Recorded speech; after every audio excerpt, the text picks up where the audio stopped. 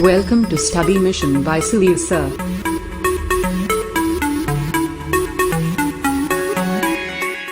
So what's up guys, welcome to all. So आइए start करते हैं लेक्चर। और कल के जो हमारा लेक्चर था, यानी कि जो पिछला लेक्चर था, उस लेक्चर में हम लोग बात किए थे विटामिन, प्रोटीन्स और वगैरह, ठीक है। यानी कि all about vitamin and all about proteins की बात किए थे हम लोग पिछले लेक्चर में। और तो ये सेकंड चैप्टर है और सेकंड चैप्टर का पार्ट 2 है, कंपोनेंट्स ऑफ फूड, क्लास 6, ठीक है। आइए स्टार्ट करते हैं लेक्चर और देखते हैं कि इस लेक्चर में हम लोग क्या डिस्कस करने वाले हैं। तो इस लेक्चर में डिस्कस करने वाला हम लोग सबसे पहले डाइटरी फाइबर्स एंड वाटर। तो dietary fibers are also known as the roughage. Roughage is mainly provide by the plants products in our body, ठीक है। यानी कि जो प्लांट्स के प्रोडक्ट्स होते हैं उनसे द्वारा हमारे डाइटरी फाइबर्स को प्रोवाइड किया जाता है हमारे शरीर में, हमारे बॉडी में। Whole grains, pulses, potato, fresh fruits and the vegetables main source of the rubbles. यानी कि जो फ्रेश वेजिटेबल्स होते हैं, पल्सेस होते हैं, दाल होती हैं, प्रोटीन्स होते हैं, पोटैटोस होते हैं, फ्रेश फ्रूट्स होते हैं, ग्रेन्स होते हैं, ये सब हमारे डाइटरी फाइबर्स के लिए हेल्प करते हैं, हमारी बॉडी में प्रोवाइड करते हैं। तो इस तरह से आप समझ सकते हो, ऑब्जर्व कर सकते हो आप न्यूट्रिशन को। हमारे फूड से ऑब्जर्व किया जाता है न्यूट्रिशन को हमारे बॉडी में। नॉर्मली आप लोगों ने देखा होगा, नॉर्मली आप लोगों ने महसूस करता होगा कि जो लिक्विड्स होते हैं, ड्रिंक्स, जो वाटर होते हैं, मिल्क होते हैं, टी होते हैं, एक एडिशनल चार्ज होते हैं, यानी कि एडिशनल ये कहीं ना कहीं हमको एक एनर्जी प्रोवाइड करते हैं। तो ये भी चीज़ें होती हैं जो एनर्जी प्रोवाइड करती है। नॉर्मली आप लोगों ने सुना होगा कि हम लोग खाने के बिना जी सकते हैं लेकिन पानी के बिना नहीं जी सकते हैं, क्योंकि जो वाटर होता है, water is the most important for human beings. So water is the also source. Balance diet की बात करें तो बैलेंस डाइट आप लोगों को शब्द में आता होगा बैलेंस मतलब बैलेंस करके चलना। बैलेंस मतलब कि ना ज़्यादा अच्छा ना ज़्यादा बुरा, यानी कि हम बात कर सकते हैं फूड की इसमें। तो फूड जो होता है नॉर्मली हम लोग डे बाय डे खाते हैं, डाइट लेते हैं, लेकिन जो डाइट होता है कहीं ना कहीं मेंटेन नहीं कर पाते हैं।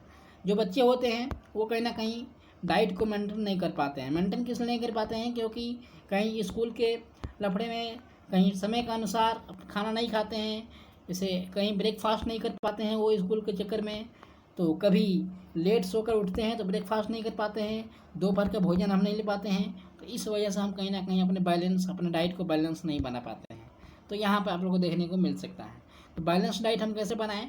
और एक तो और चीज़ होती है इसमें बैलेंस डाइट में कि अमाउंट जो होता है आपका, the diet should be also containing the good amount of the raves and the water. यानी कि गुड अमाउंट में होनी चाहिए आपके पास विटामिन, हर एक ऑल टाइप्स ऑफ विटामिन होनी चाहिए। आपके जो भोजन का थाली है उसमें all types of vitamin, all types of minerals, all types of water, all types of the proteins होनी चाहिए। तब जाकर आप बोल सकते हो कि एक प्रकार से हम बैलेंस डाइट ले रहे हैं। यानी कि अगर आप खाना खाओ, अगर आप भोजन करो तो आपके भोजन में कहीं ना कहीं प्रोटीन्स भी रहना चाहिए, कहीं ना कहीं आपके पास विटामिन भी होनी चाहिए, मिनरल्स भी होनी चाहिए, वाटर भी होना चाहिए। यानी कि हर एक अमाउंट में आपको कहीं ना कहीं देखने को मिलता है। तो उसको हम लोग क्या बोलते हैं? बैलेंस डाइट बोलते हैं।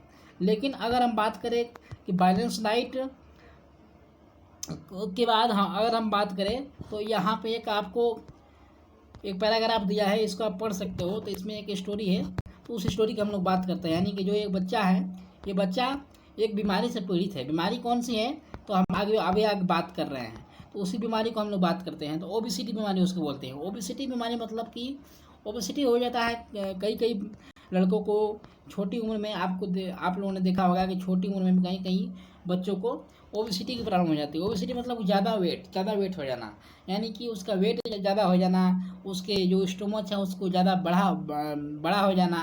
तो ये जो होता है ओबेसिटी के शिकार होते हैं। ओबेसिटी का शिकार कैसे होते हैं, हम सफरिंग कैसे करते हैं इसका? तो इसका सफरिंग करने का मेन जरिया है कि हम ज़्यादा से ज़्यादा ऑयली पदार्थ खाते हैं, बाहर का प्रोडक्ट खाते हैं, घर का प्रोडक्ट नहीं खाते हैं। इसके वजह से भी कहीं ना कहीं हम ओबेसिटी के शिकार हो जाते हैं। नॉर्मली हम अपने जो खाने का टाइम लिमिट है उसको हम कहीं ना कहीं कंसिडर नहीं कर पाते हैं। हम ये नहीं जान पाते हैं कि हमें कितना भोजन की ज़रूरत है, कितना नहीं है। तो इस तरह से हम बच्चे कहीं ना कहीं नहीं जान पाते हैं और इस तरह से बच्चे कहीं ना कहीं ओबेसिटी के शिकार होते हुए नज़र आते हैं। बात करते हैं दूसरे डिजीज़ की। तो दूसरा डिजीज़ क्या है कि डिफेंशियस डिजीज मतलब कि वो पर्सन जो A person may not be getting enough food to eat, but sometimes that food may not be containing a particular nutrition. यानी कि वो एक प्रकार से वो पर्सन जो एक इनफ भोजन नहीं ले पाता है, लेकिन कभी कभी वो इनफ भोजन लेता है। जी हाँ, इनफ भोजन लेता है, यानी कि वो अपना जितना रिक्वायरमेंट होता है उसके भोजन की, वो भोजन तो ले पाता है, लेकिन वो कभी कभी इनफ भोजन कहने का मतलब कि वो एक प्रकार से विटामिन्स प्रोटीन्स जो होता है पर्टिकुलरली उसको नहीं ले पाता है। उसके बाद उसमें सफरिंग करता है वो डिफिशिएंसी का शिकार। डिफिशिएंसी का शिकार जब होते हैं, जब एक प्रकार से पूरी तरह से वो न्यूट्रिशन या पूरी तरह से वो विटामिन्स को छोड़ देते हैं, तो वो डिफिशिएंसी के शिकार हो जाते हैं, डिजीज़ हो जाते हैं। उनके अंदर कहीं ना कहीं देखने को मिलती है पतलापन, जिसको बोलते हैं। खूब शरीर पतला हो जाती है, खूब शरीर सूखी हुई नज़र आती है, तो उसको हम लोग डिफिशिएंसी का शिकार बोलते हैं। तो वो सिर्फ किस लिए होता है? क्योंकि उनके यहाँ न्यूट्रिशन की कमी कहीं ना कहीं देखने को मिलती है। सो ये पूरा लेक्चर हम लोगों ने आज कंप्लीट कर दिया, ये सेकेंड चैप्टर में, सेकेंड पार्ट में। सो फिर नेक्स्ट चैप्टर में आपसे मिलेंगे।